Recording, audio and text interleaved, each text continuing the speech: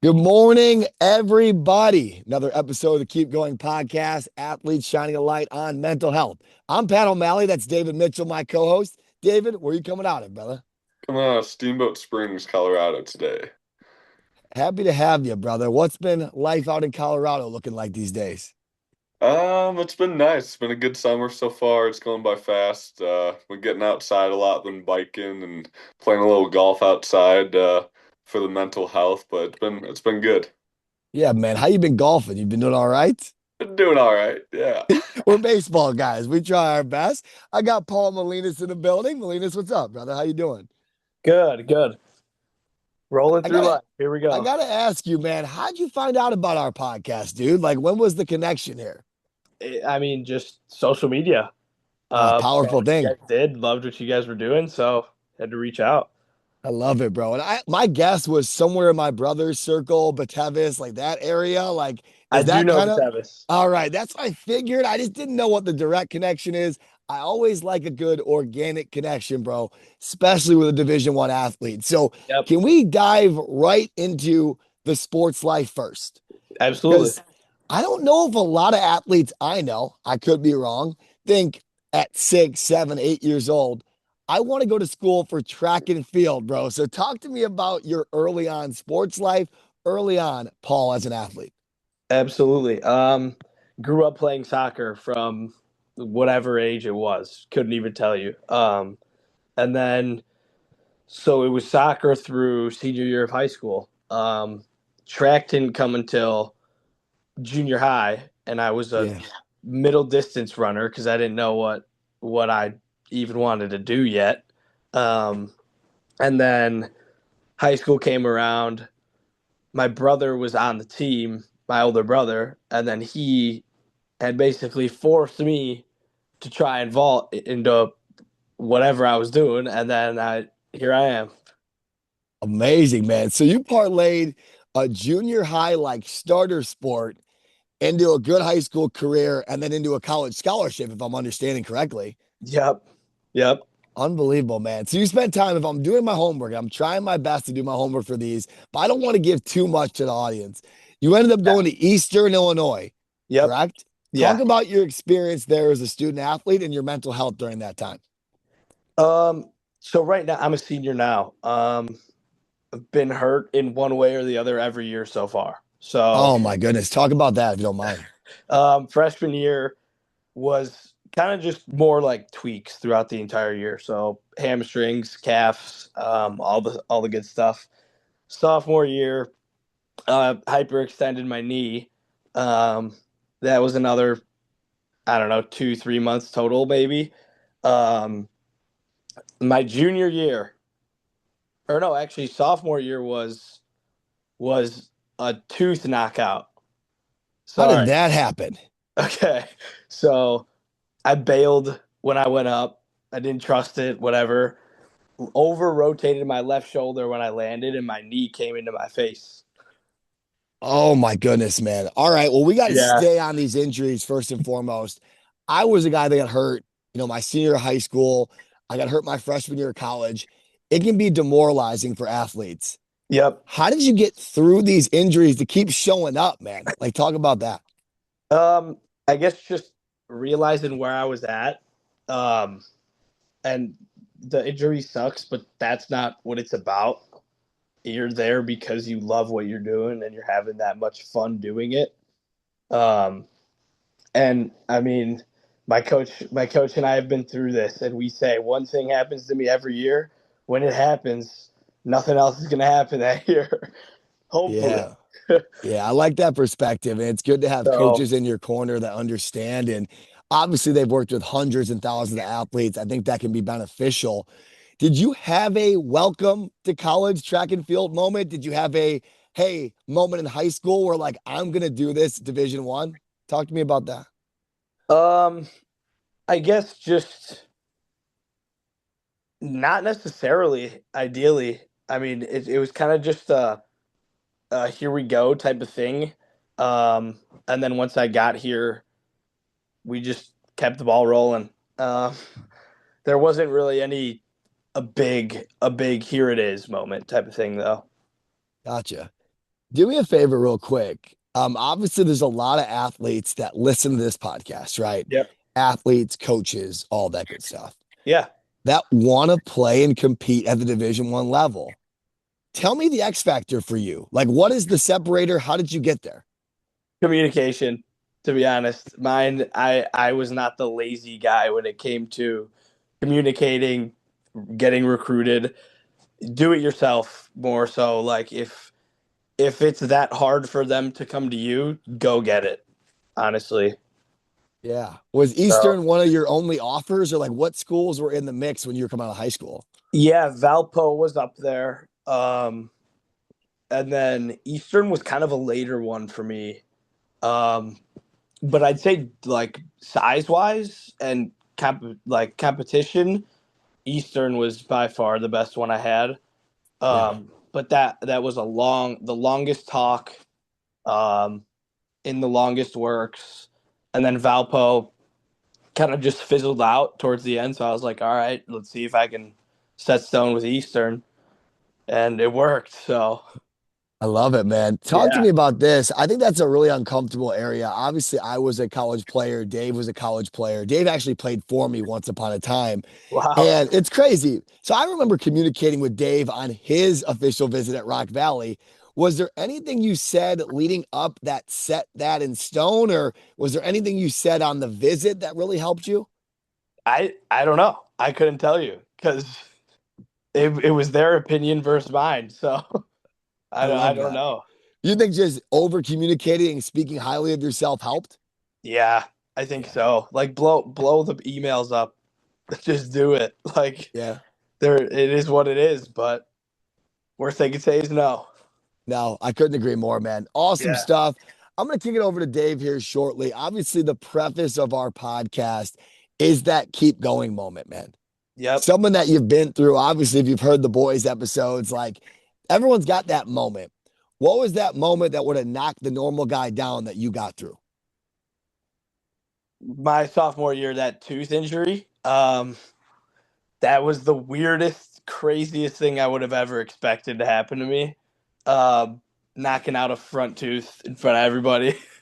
Um, and it was I don't even know when it was in the season.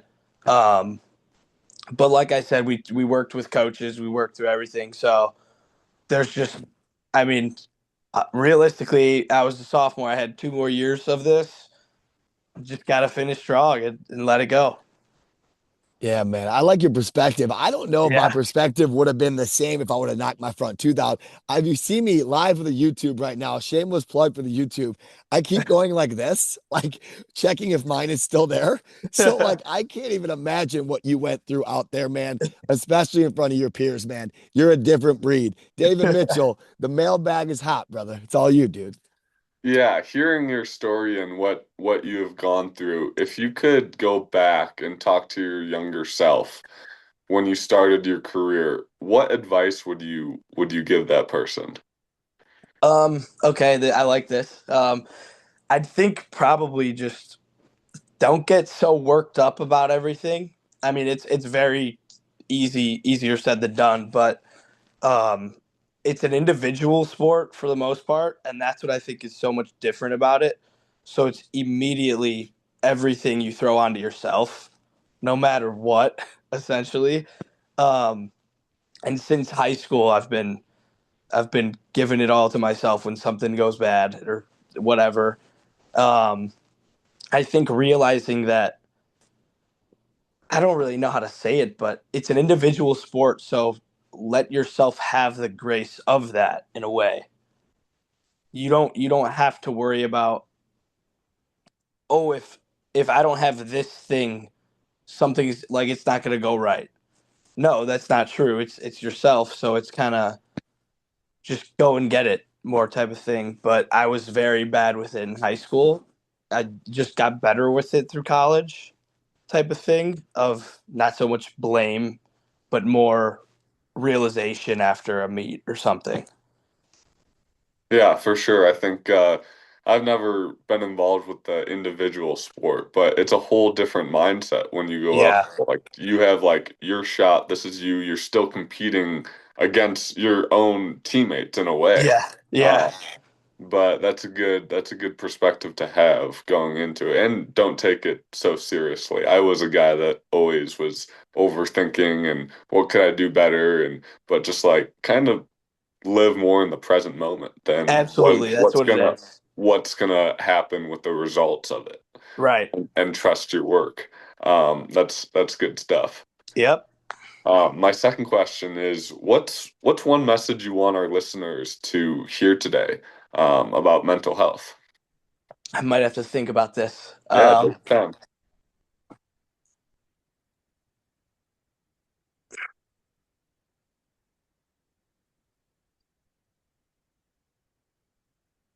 I guess like I said, go and go get it. Don't be afraid, 100%. I'm a very outgoing guy, so that's my issue is not that. But some people are just they're afraid to go and get what they want. Like I said, if it's communicating, the worst is they say no. Um, Number two, if something's going bad, just turn around and go get it. I think, like you said, you put it really well because I was actually talking about this with my coach last year. Was live in the present, 100%. It's just the difference that living in the present makes. I mean, it's ridiculous. I had a couple meets where all I was worried about was that moment. But then there's every couple meets where I'm like, I'm in the future or the past, and it's just not good. Um, there's a like a quote or something that he had showed me, and it says either the living in the past is you're anxious, or the future you're anxious, the past you're there's a word for it. I don't know what the word is, but in the present you're at peace, and that's just so accurate. So I love that. I think I'm taking what Dave said. Live in the present. Big Dave. That's how we do it. Yeah, it's all we got, right? Yeah, Um, absolutely. yeah. My last question is, what do you want to be remembered for at the end of the day, after your athletic career, after everything? What do you want to be remembered for? Like you want related to athletics or like not necessarily? Yeah, just a person. What do you? Yeah. I Uh, think just always willingness to help. We've had this conversation with our leadership group on our team. I think it's just like show up for everybody and anybody. You for the most part, I mean whenever I can, I'm doing nothing better with my time right now. Or when it is when I'm going to help coach set up or something. Just always offer to help. It goes a long way and be there for everybody. yeah, you never know what someone else may be going through, and Right. that little help, that little smile, that little positivity message might help them in a way that you have no idea. Totally. So yeah, I love it. Go ahead, P. Yeah, man, this has been refreshing, man. Obviously, Paul, I don't know you personally, but like I feel like Yeah. our vibe is very similar. Like I'm in your Yeah. face. I am. How do I put this? I was excited to be a college kid back in the day, man. I feel like you have that same kind of energy. I Yep. love that. I love that you've set the precedent for other athletes as well. And you do it your way. And Yeah. there's really no, how do I put, you're unapologetically yourself is the way I describe it, bro. Yeah. And I love you for that, man. And I love that you came on and shared your story. Have you ever been on a platform like this before? Nope. Huh. I would tell you, bro, when you're done with this experience, with the injuries, with the setbacks, with the unique athletic experience, keep sharing it. We had a Yep. guest a couple months ago, Max Sidlecki, that said, if I don't keep sharing my story, it dies. Really And love like, that. and it was powerful, man. I'm like, that's Yeah. why every week I wake up here, David wakes up on Mountain Standard Time, and we jump on and do this, bro, because everybody's got a story, bro. Everybody. That's it, man. Paul, I'm gonna let you skate today, man. It's been a blessing getting to know you. And if you ever need anything from Keep Going in the group, man, just let us know, okay? Awesome, man. Thank you guys. All right, brother. Keep going. We'll talk soon. Thank you, You brother. guys too. Have a good one. Yes, sir. All right, David Mitchell. Well, I'm gonna read our first ever ad read here. Are you ready for this? Yes, sir. Oh my goodness. Shout out to Fang and Fire Coffee Company, a proud partner of the Keep Going podcast. The Keep Going podcast, David and I have done a great job over the last 3.5 years sharing the stories of other people. Use the code Keep Going. That's KEEPGOING for 20% off your next order at Fang and Fire.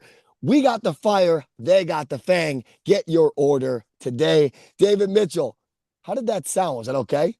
That was great. You killed it. I'm going to have to read that every week now. So I love you, brother. I hope you have a great time at work and keep going, everybody. Thanks, everybody.